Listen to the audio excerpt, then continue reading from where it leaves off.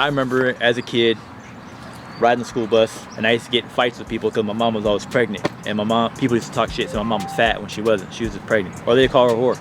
So I used to get in fights with people on the bus, mostly with kids older than me, and so I get expelled from school, kicked off the bus. So I didn't get to go to school very often. So I just run the streets, run around, hanging out with my parents. J.D. Barton grew up in Bucoda until the day police took him away from the only home he ever knew, after discovering his parents were cooking meth inside the house where he was raised.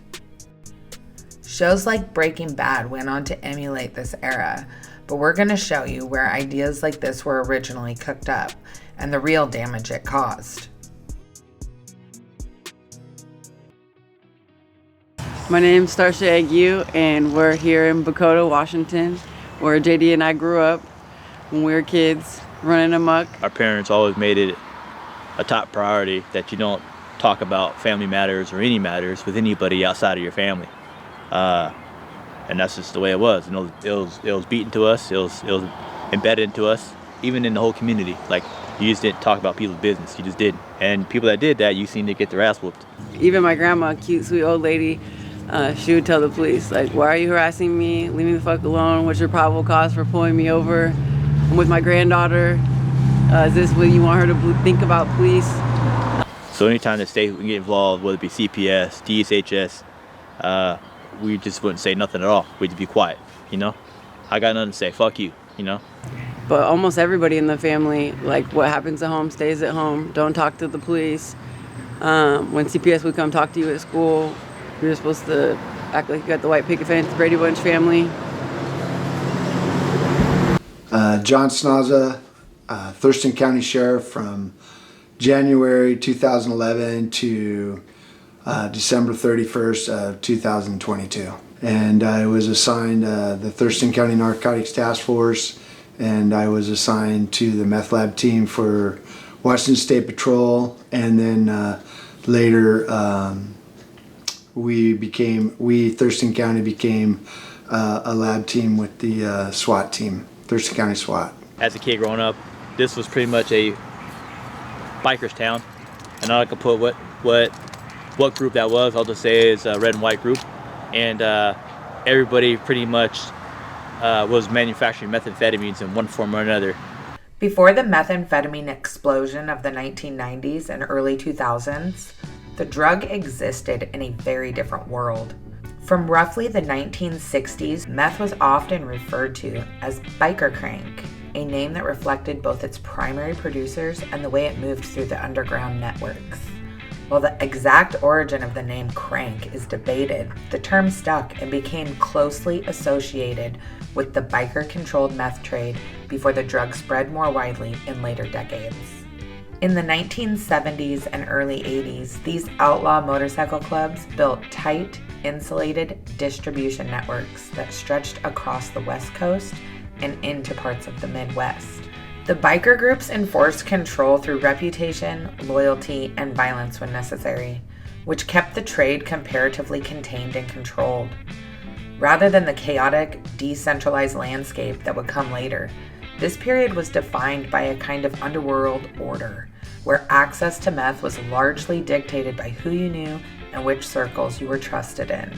A major turning point came in the 1980s with federal crackdowns, including cases brought under laws like the RICO Act. Ironically, that disruption helped set the stage for what came next. As law enforcement pressure fractured biker control networks, meth production began to decentralize. Knowledge of how to manufacture the drug spread beyond tightly controlled circles.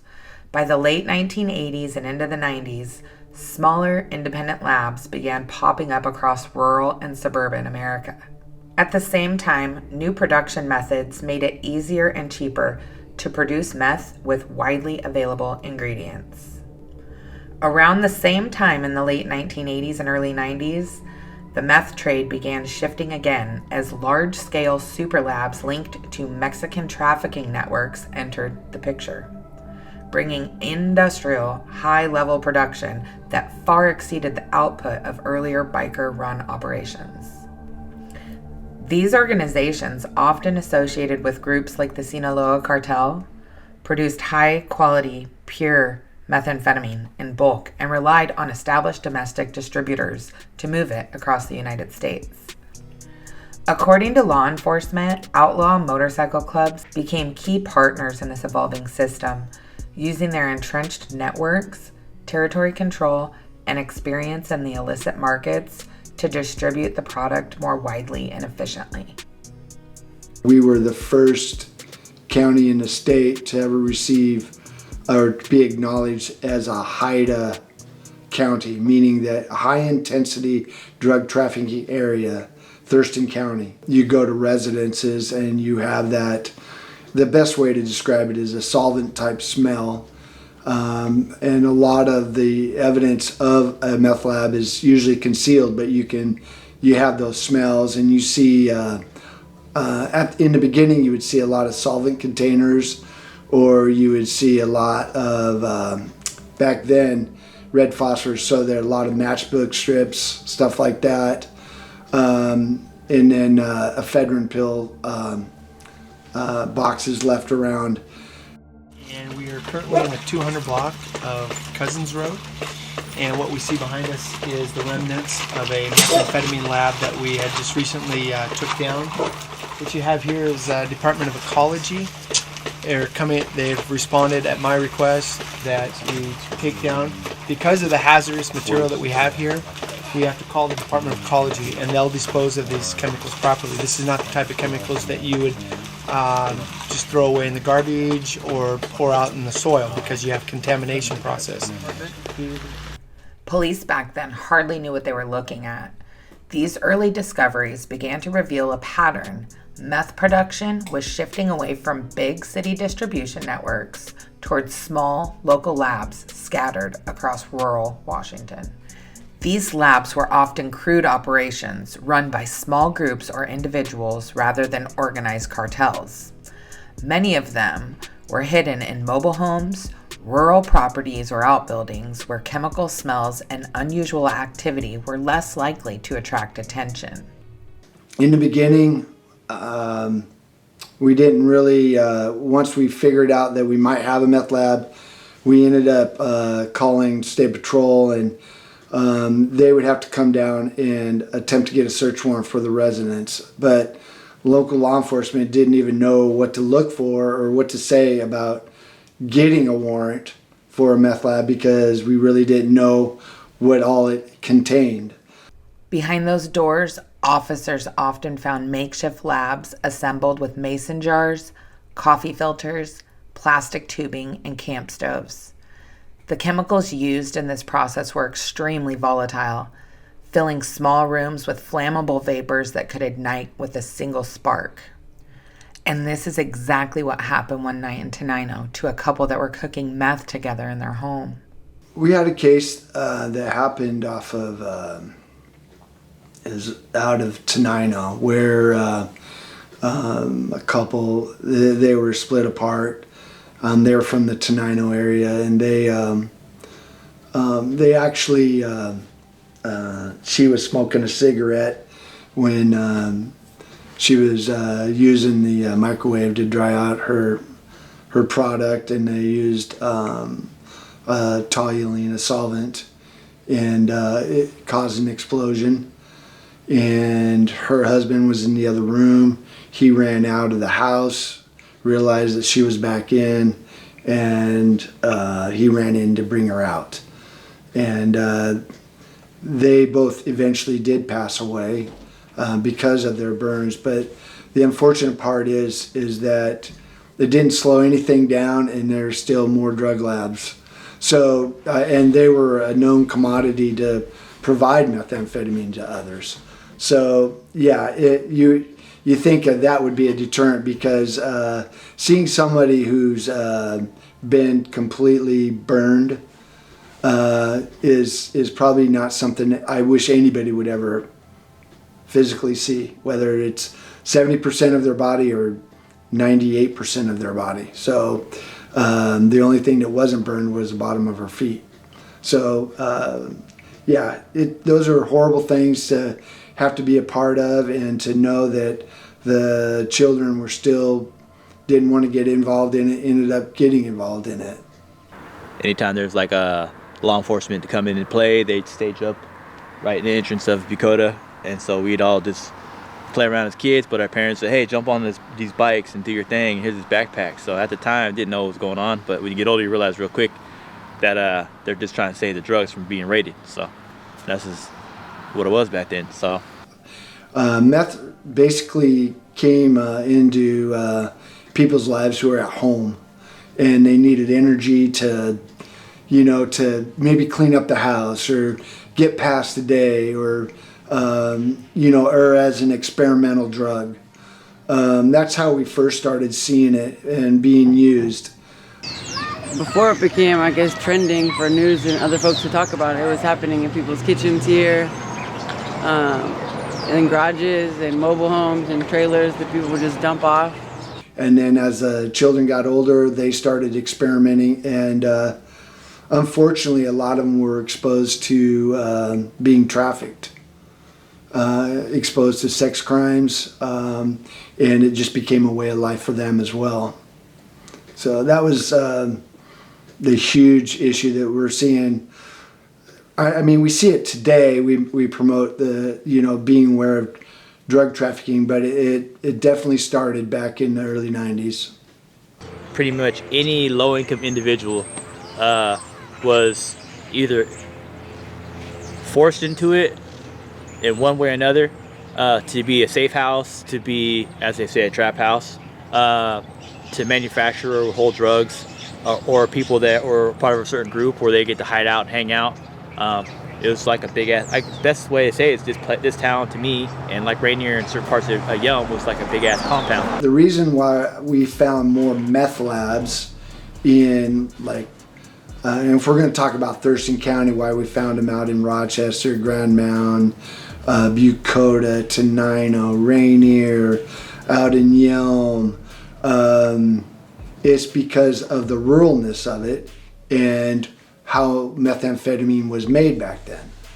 Methamphetamine was made with red phosphorus.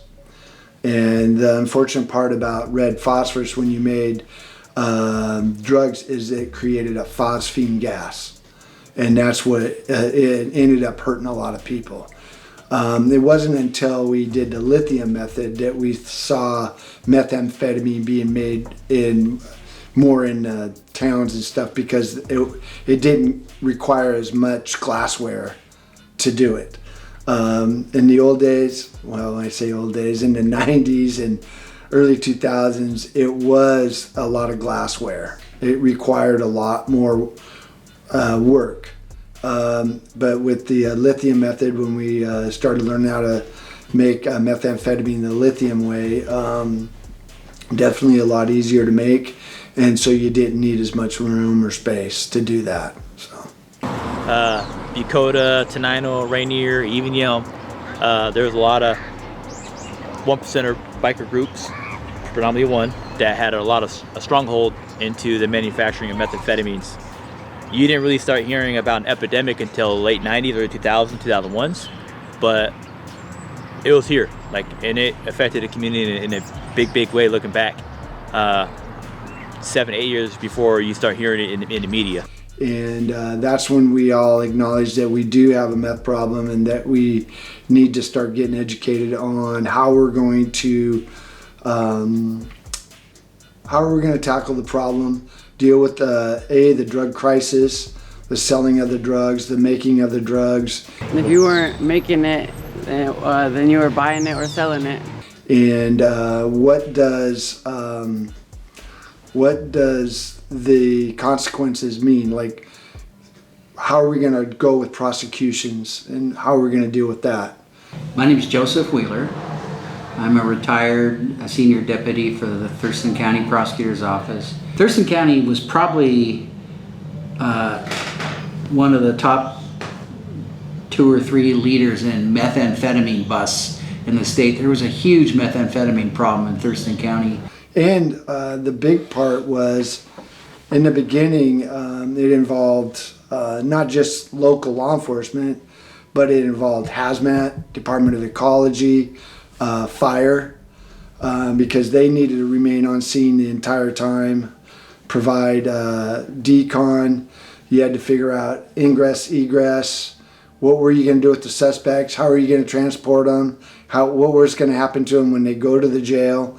So it really became a huge obstacle for us, and we were able to just come up with better ideas how to deal with it. The system relies on both sides reaching a resolution to avoid trials. I mean, the public frequently will say, we want everybody locked up for as long as possible, then everybody's going to go to trial and the system would collapse because we can't do back 1,500, 1,700 trials a year. There's not enough judges, there's not enough prosecutors, not enough defense attorneys, there's not enough court clerks, there's not enough bailiffs, there's not enough courtrooms, there's not enough jailers, there's not enough police officers. There's just not enough to do all that. So. A lot of times people just talk about recidivism rates and like it's more than 50% for juvenile and way higher even for adults. And that's depressing and sad. And even though it's a reality, it's because our system is broken. We're not educating them. There's not a lot of rehabilitation in the Washington State legal system. There is some, but there's not probably enough. Looking back at it, man, I don't think the system's designed to help people, keep them in them. So. This is going to sound offensive, but for JD, his case is one of the biggest things in his life. And it's a big one of mine too because of the relationship and the fact that we met in jail and stuff. But so many of those cases, it's just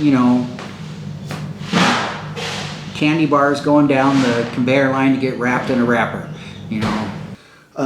We were seeing we were seeing crime trends, mostly whether it was a drug rip or whether it was people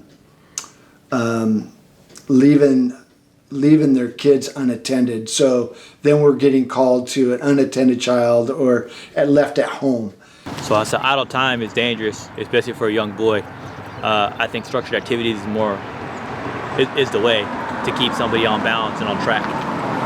You don't have that in any community across the board. You're going to see them being rebellious and being anti-authoritarian and just causing mischief and mayhem. And that's what happened a lot. So what it ended up affecting is, in a short answer, is that the parents who did the drugs exposed their children to the drugs, and their children, I would say most likely, unfortunately, at least 90% became drug addicts themselves.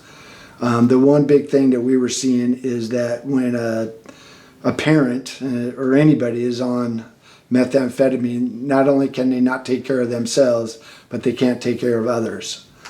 I didn't really have a chance. I had a chance to be a kid, but didn't because I was the oldest of all of my siblings, and so my parents were never really home because they were doing their thing, and so I had to make it a priority of my own accord to make sure my family can eat. So I used to go to the store and steal food. So this place was my grocery store back in the day. We used to get food stamps, the paper kind back in the day, not the EBT cards. And so you used to get $5, $10, $20. And so my parents used to have me take the money and go buy some stick of gum or loaf of bread and turn it into hard cash. That's welfare fraud today, so. But back then, that was just the way, put money in my parents' pockets, I guess. But then I helped myself to get like bread, peanut butter, cheese, because I hated state cheese. State cheese sucked. That was like a brick. You couldn't even melt that fucker in the microwave or oven. So we found that the older children were taking care of the younger children. One of the memories I have of JD was when he stole from the mayor's house, emptied their whole fridge. But he didn't just feed his family, he gave it to the rest of us who didn't have food. He always had a really big heart, and he's always cared about people and been passionate in that way. In Bucoda, the creeping danger of meth collided with something even darker: family violence. On the morning of January 1st, 1994, that volatility erupted in a trailer park in Bucoda, Washington. Fueled by more than just alcohol, inside a small home with no phone, 3 brothers came down from a long night that never really ended. The Olympian newspaper wrote at that time that the fight started after Matthew Trueblood put hands on his father, leaving marks on the father's face. When Matthew's 2 brothers learned about their violent confrontation between him and their father, it ignited something explosive in them. Fueled by anger and a surge of loyalty, both brothers turned their rage on Matthew. The next-door neighbor heard the chaos build, voices rising, something breaking, then something worse. The neighbors dialed 911 and alerted them to come to the trailer park in Bucoda. All of this chaos unfolded in front of JD and his friend who were playing with cars in the living room at the time. But it was Raven and Vaughn's house, and me and Vaughn were playing on the carpet with cars, and so we heard commotion, and we looked behind us, but it was normal, like they're fighting, whatever, and then it led to the couch. The dude stabbed the dude over the couch, and we just figured they're just fucking playing. A male called reporting that his brother fell on a knife in Bucoda, and that's all it was. So we raced out there, and I was new at the time, so I was the guy watching. I was outside. I didn't go inside. The mom was screaming and shit, and she rushed us out of the living room into a back bedroom, and then the cops come and doing whatever, and they're asking us questions, and we're like, I don't know, man, like, because we were told not to talk to cops back then. So back then, there was also some motorcycle gangs down in that area. I don't know if they were affiliated with the gang or not, but I know that there was a group that was in that mobile home park at the time, and that's why I was outside. When you go to a person falling on a knife and you get there and you find out that it was actually an assault, so yeah, pretty serious stuff, especially with kids involved. you're not aware of your surroundings at large. You're just like kids, tunnel vision. You're just playing. You're just enjoying it for the moment, you know? Deputies arrived just after dawn to see a scene defined by violence. 20-year-old Matthew Trueblood laying inside the mobile home with a knife wound to his chest. Paramedics tried to save him, but the injury was too severe. He slipped away in the early light of the new year. His brother Joshua Trueblood was arrested on the scene and booked in Thurston County Jail and held without bail. What happened in that trailer wasn't just a fight, it was a snapshot of a larger unraveling. In the meth era, arguments didn't cool down, they escalated. Paranoia replaced reason. And in towns like Bucoda, where help wasn't always close and phones weren't always there, the line between a bad night and a fatal one could disappear in an instant. The first morning of 1994 didn't just mark a new year, it marked another life lost in a growing storm that many communities in America were only beginning to understand. So we went to foster care system in 1994 of April, I believe. Yeah, and that's when my grandma, she called law enforcement and reported my parents for the drug activity for manufacturing methamphetamines in the garage that's right behind me. I'm not quite sure if my dad did any time. I don't have any contact with my dad. My mom, she's still in active addiction. Talk about kids that saw the devastation of their parents, whether they went to prison or whether they were affected by exposure and death.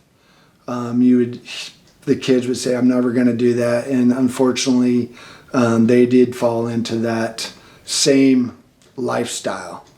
And it was really unfortunate because a lot of those young kids grew up awful fast, being exposed to a lot of horrible things, and then it began their lifestyle as well. And then you start questioning like whether your lifestyle is really normal or not. And the best way I can equate it is we hear about the word rehabilitation. And if you really look at the definition of what rehabilitate means, it put back to its previous state.